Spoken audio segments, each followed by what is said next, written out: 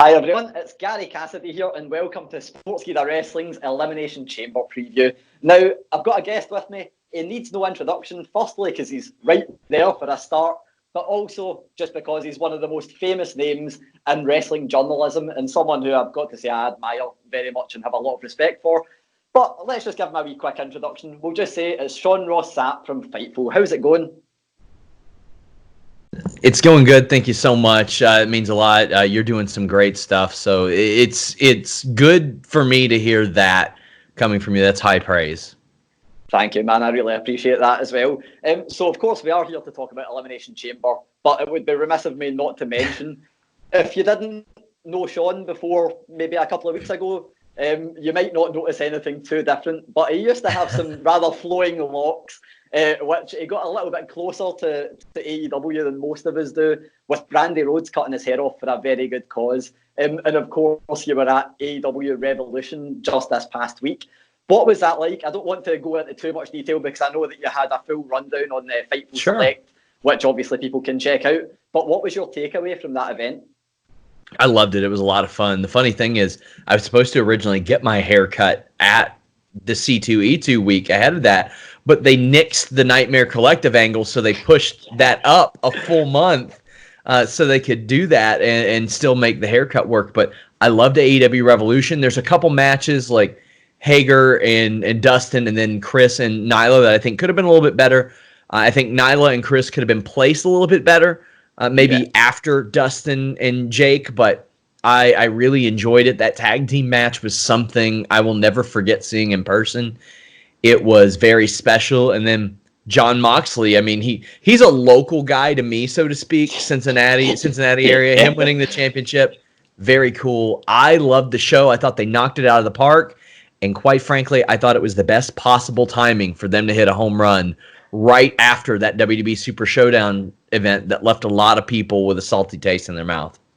Yeah, they wouldn't have had to do much to kind of outdo that one, but they knocked it out the park, as you said, and it was pretty amazing. But just the way things are in wrestling right now, we just had a WWE pay-per-view, as such, we'll call it that, just for all intents and purposes. We just had an AEW pay-per-view, and we are yet, a couple of days away from another WWE pay-per-view. It's amazing. Some people might say it's overexposure.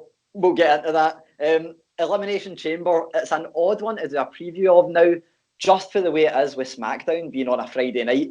You never know, things could change between now and then. We could see more matches added. But the strange thing for me about Elimination Chamber, there's no WWE Championship match. There's no Universal Championship match.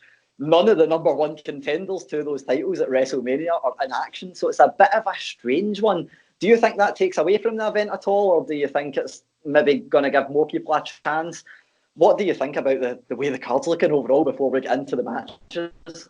Yeah, a little bit. I mean, I didn't even realize there wasn't a Universal or WWE title match till you mentioned that, and that might be why it's losing some luster, so to speak. I do like that there's a top contender match for the Raw Women's title, but as of this moment, I don't think there's a Raw Women's title or a SmackDown Women's title match either. So effectively, your 4 top championships on your brand are not defended. That hurts a little bit. Also, when you have Andrade versus Humberto again, Street Profits, Rollins and Murphy again, and in a way, Aleister Black, AJ Styles again, although a little bit foggier. It's weird to me that nobody can just touch for the first time on a pay-per-view. You got to do a match to death. I don't like that necessarily. Yeah, well, it's the kind of thing that, again, you mentioned there, the Aleister Black match with AJ Styles. Last night, I thought we were not going to get that at all, and it was going to be a fresh match. I get that it kind of is, but yeah, it's a bit of a strange one. There's a lot of repeated matches. The main thing for me is the fact that we have had, I think, 4 Elimination Chamber matches hinted at, and then obviously we're going to get a couple of strange ones that maybe weren't the ones we thought we'd get originally. But let's just do a quick kind of run through, and I'll get your thoughts on each of the matches if that's okay. Sure. You did speak about it there. Andrade, Humberto, Carrillo. For me, I don't know, it is a repeat, but that's one I think it's quite. I'm not going to say exciting. I'm not entirely enthralled by it. It's not the thing that I'm like, I can't wait to see that. But just because the way Andrade was written off TV a couple of weeks ago, it's quite nice that we are actually getting a conclusion, hopefully a conclusion to that story. Obviously, there was a tag team match this week. How do you see it going? Do you think we see a title change? Do you think? I think you've been the same as me with Humberto Carrillo, where you thought he was a great talent, but you just couldn't get invested at first. Now we're seeing a bit more of him. Do you think we continue down that route? Is this going to be the end point? WWE has always wanted their big Hispanic star. That's always the thing. And if Angel Garza was 6'2", it'd be him. It'd be him, and it should be Andrade.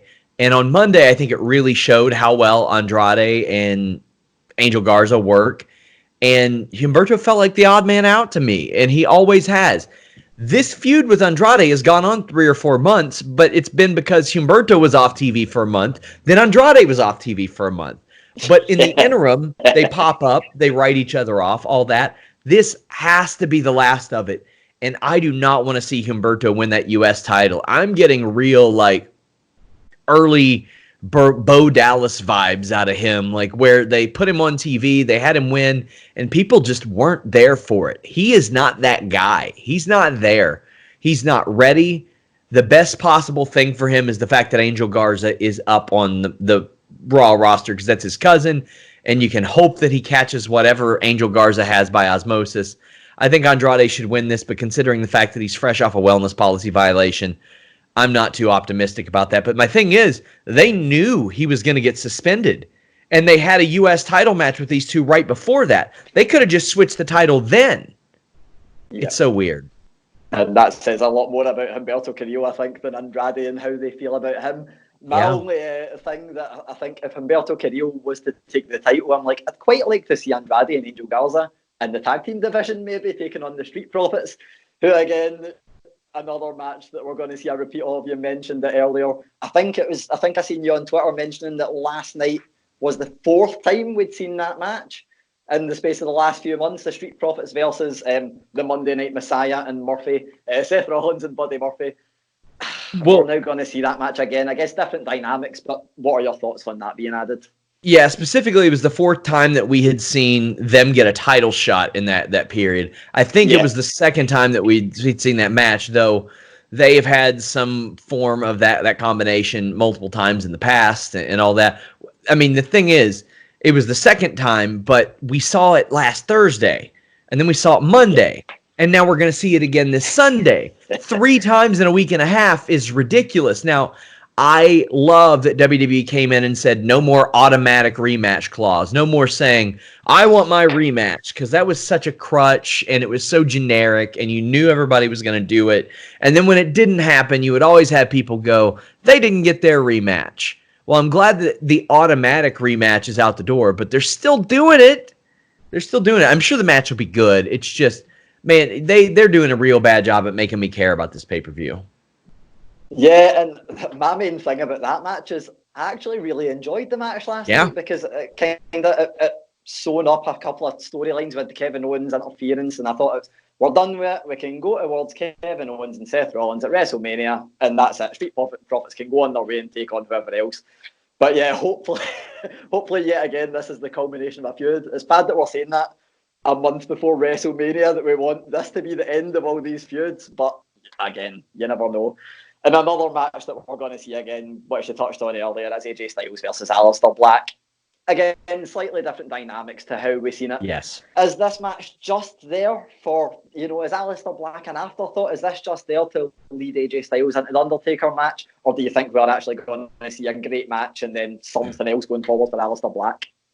I think there's a good chance we see something else for Aleister Black. I think there's a good chance he wins this match, possibly. Last night, or as we filmed this, it was last night, but it was his first singles loss on television in over a year. The last time he had lost was January 2019, and that ain't an accident. They don't do that. I mean, sometimes they do it accidentally, but this one wasn't. This was a concentrated effort, and the only reason he got pinned was because he was beaten down. Based on what I saw of Undertaker at Super Showdown, he was a little wobbly. We've seen that singles work isn't the best for him. I think that, quite frankly, if they're not going to go the squash route with Undertaker, and they shouldn't with AJ, maybe Undertaker and Aleister Black against the OC in a handicap match, then you kind of tie all that in together. Aleister Black gets the rub. Undertaker can still win. AJ can work circles around everybody. So can Carl. Maybe not as much Gallows, but I think this is going to be a good match. This is the thing I'm probably looking forward to the most on this show because I don't see it as a foregone conclusion, and I think it'll build to something else. Yeah, I'm in the same boat. I wasn't thinking a handicap match. I was actually thinking of having Kane in there as well, but either way, I'm happy with anything that has Aleister Black and The Undertaker. Said last night I wanted them to have a stare down and even maybe tease something in the future. I agree with you about Undertaker's kind of in-ring ability nowadays. Obviously, it's still there, but it doesn't look like the person he once was, to be polite. So hopefully you're right there and we see something with that going forward. And another, again, I don't mind this one so much, but another match that I feel like we've seen almost every combination of these guys together. Braun Strowman against Shinsuke Nakamura, Cesaro, and Sami Zayn. Intercontinental title handicap match. And this is one of those ones I might have missed it. I'm not sure if they've said if the person that gets the pinfall wins the title. That's a thing. What happens? So again, we're kind of in the dark. Can you shed any light on it? Do you know, is there anything that you can tell us about that? I asked, and that inquiry went unanswered. They did not care to answer that. This is number 2 or number 3 as far as the 6-match show of what I'm interested in right now, because this is a different element, and they do protect Braun at sometimes. I think this championship, this model of the championship, the new one they've made, should be Braun's title. If they don't have plans with him as world champion, then that should be his title belt. And make no mistake, I think he should be their modern day Hogan. I think he's that good. I think he can be carried enough in the ring and carry himself enough and do the press and all that stuff. And he just looks so imposing. And you have 3 super workers in Nakamura, Zayn, and Cesaro. I'm actually really excited to see what they come up with here. I know it'll be Braun getting worked over for a while. But when you got 3 guys like this, I'm okay with that. If it's any one of them individually, then I'm like, okay, Braun should be he should be a mastodon. I'm actually pretty excited for this. I hope they don't take the title off of him, though. No, it's the thing. I've been saying it for a while, where the past few house shows I've been to, Braun Strowman has been like the most over person there. And you said that it could be the next Hogan. That's not a bad comparison at all. But yeah, I think this is one that last week I said that I hate WWE doing contract signings. I absolutely despise it. The past 2 have been pretty good. Yeah. This one on SmackDown was, I think, it done what it had to do. And the other one, of course, leads into one of our Elimination Chamber matches. Possibly the most predictable match on the card, but who knows? Sorry, what were you going to say? Yeah, if you're going to do those contract signings, I would like for them to do something different. But I'm with you. The Elimination Chamber match here is one of the more predictable ones because there ain't no way anybody but Shayna Baszler's winning this. No, I think it's an odd one. Obviously, we saw the Riot Squad angle last night, so you've got to think that's going to play out a little bit more in the Elimination Chamber. Who knows what's going to happen with Asuka? She's out with a sprained wrist, apparently. Who knows if that is the real deal? Again, is that something that you can shed any light on, or is it something that the WWE are failing to respond to? Based on the people that I talked to last night, she did have like a legitimate wrist injury, but I mean, WWE likes to kayfabe that stuff a lot. Like they'll put out bad information on purpose about specific injuries, but I couldn't see why they would protect that one necessarily. I was told that she's expected to be back, but if she's not, then they'll just put Kyrie in there. So, yeah, well, precisely. That's the kind of thing that, you know, I thought that contract signing was quite good for the fact that there was a lot of moving parts and it kind of got to where it had to go.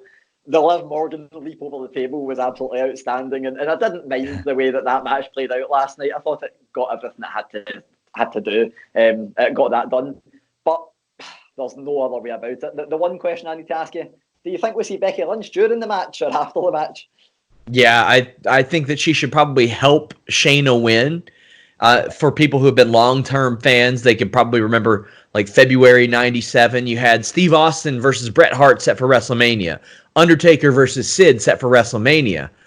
Then you had Sid versus Bret Hart in a title match, and you had their respective opponents trying to help them win so they would get a championship match. It was such a cool dynamic. You have this, but like in half. And there's no doubt who's winning this. Shayna's winning this match. It's going to be Becky and Shayna. Like you said, a lot of the doubt is eliminated, but I do think that Becky should get involved to add a little bit of spice to this, because she ain't on the show, and it's not a very star-studded event right now. No, definitely not. I think it is, and that's maybe more prominent when we look at the other Elimination Chamber match that's been announced. I don't know why I left this one to last. After I ask this, I'll get you to tell us what you think is going to go on last. But this one's a SmackDown Tag Team Championship match. A lot of very talented people in it. In terms of John Morrison, we know that he could do some exciting stuff with the Chamber. Lucha House Party, but we've got John Morrison and Miz. We've got the new the Usos, Heavy Machinery, and then Lucha House Party, and then Ziggler and Roode. What do you think we can expect for this match? Is it just going to be a mess with a lot of bodies, or do you see it being something that actually has an end point in terms of a new champion, or Miz and Morrison getting over a bit more? I don't think anybody gets hurt by losing a title, this tag title, because they haven't built it enough. That's why at Super Showdown, I was like, okay, well, Miz and Morrison are going to become champions, because it's I don't want to say a throwaway title, but nobody gets hurt as a result. I could see this possibly happening. I see Ziggler and Roode having some sort of story built in with Heavy Machinery. Lucha House Party are non-factors. The three to look out for are New Day, Usos, and Miz and Morrison. And if they hot potato these titles, what's it matter? I don't have a problem with it. They could switch again at WrestleMania, whatever, but I do expect the match to be awesome. Yeah, that's the thing. When I've been saying for a while that I always thought we were leading towards, I didn't expect the Elimination Chamber match. I thought we were getting the New Day, Miz and Morrison, and the Usos as a kind of a triple threat going into WrestleMania, or maybe that is going to lead into a WrestleMania match. But that's all the matches we've got announced so far. Firstly, do you see any other matches being announced, or do you think that, Yeah, I just don't know. Honestly, if I were them, I would put you got to have something with Roman on this show. You got to have some, just put some of these stars on the show. Like, there's no Rhea Ripley, there's no Charlotte, there's no Becky, no Bayley, no Sasha, no Roman right now. There's a lot of big stars that are missing. Obviously, no Brock and no Drew. Put something on this show. Good God, I don't care if you got to drag somebody out, but there's not a lot of star power on this event, and they need some right now. Put Roman Reigns on, but don't put Baron Corbin in as his opponent is the main takeaway I would have from that. We don't need to see Baron Corbin versus Reigns again. My God. And chuck him in against Ricochet. He's a man who doesn't need a win right now. Cross-brand promotion. But yeah, so as it stands, what do you see main eventing? Is it going to be the Raw Women's Championship match, the Raw Women's number one contender match, or something else out of the blue? Probably that, unless the Undertaker's going to show up, and then maybe something there to send people home happy, so to speak. But yeah, I'm expecting the Raw Women's top contender match to be there right now. Excellent. And one last question. You kind of hinted at it earlier. What match do you think is going to steal the night? Oh, the Tag Team Elimination Chamber match. If not that, probably Aleister Black and AJ. Normally, I would say Andrade and Carrillo, but we've seen that so many times that I don't think it will. No. Excellent, man. Well, thank you so much. Before we go, where can people find you on social media? Where can people go and find out all the latest news from yourself? Sean Ross Sapp on Twitter. You all can check out Fightful.com. We cover MMA, pro wrestling, and boxing. If you just want the wrestling, FightfulWrestling.com. You all can support us directly by checking out FightfulSelect.com. I post exclusive news there. We have a ton of stuff all the time. Almost every day we have at least some sort of exclusive news going up there. But yeah, check that out. Fightful.com is where you can find everything. If you ever have any questions of where to find any of our social media, anything like that, Fightful.com is the place to go. And it's one of my go-tos as well, so I can definitely vouch for that. And everyone should definitely go and check out Fightful and Fightful Select. Thanks so much for joining me, man. It's been an absolute pleasure, and hopefully we're both pleasantly surprised by Elimination Chamber this weekend. Yeah, I hope so. Yeah, anytime you want me on, I'd be glad to come on. Thank you for having me. Excellent, man. Thank you, and have a good day. You too.